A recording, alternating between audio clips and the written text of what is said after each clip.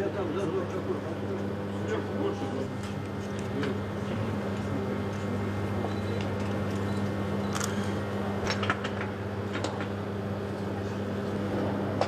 Нет, все равно от него уйду. Да.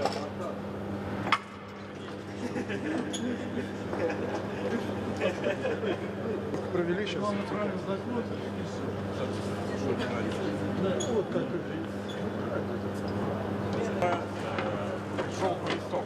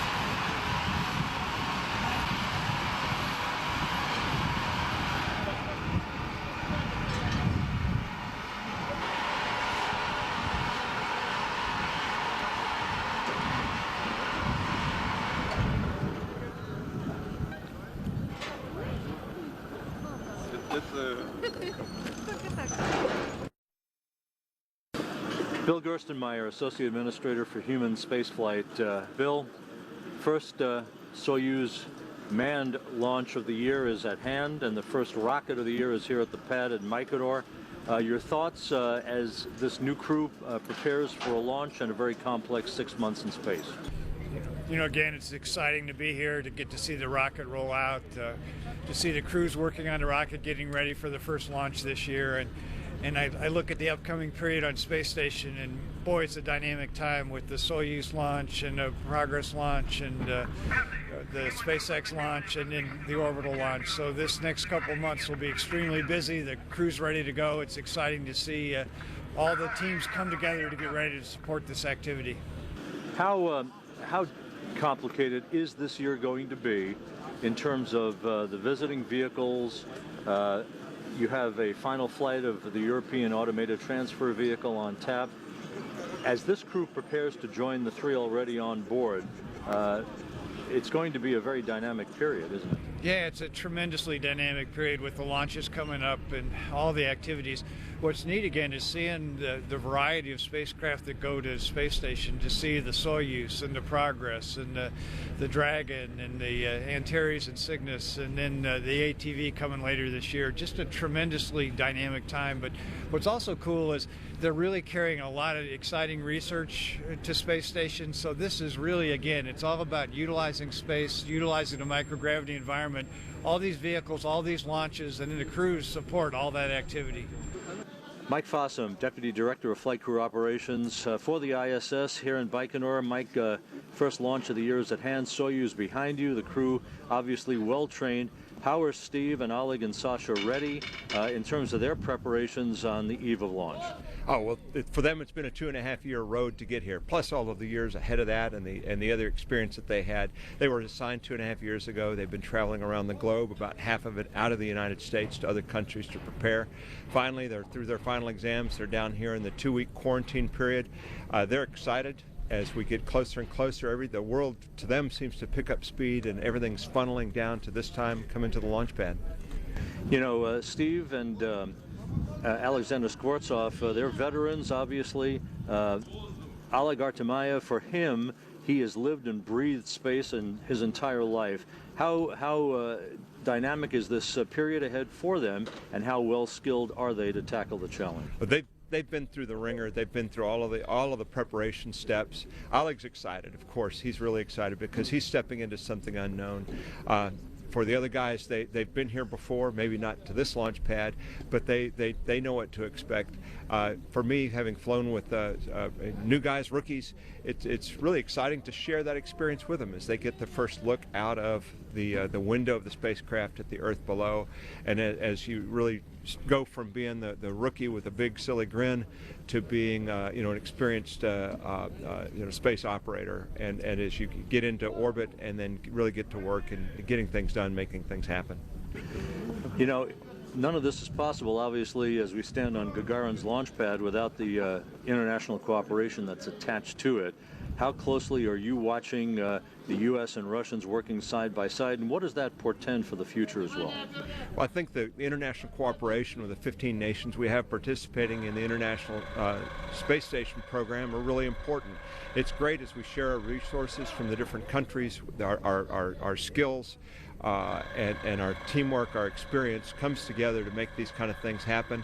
It's important to us now to have the Russian Soyuz spacecraft as our way of getting people to and from the International Space Station, and we're working hard on the next commercial crew vehicle, the next NASA vehicle, and we're beginning to have the discussions now on how we're going to be using the new vehicle as well as the Soyuz to get access, to get crews to and from the space station in the years ahead.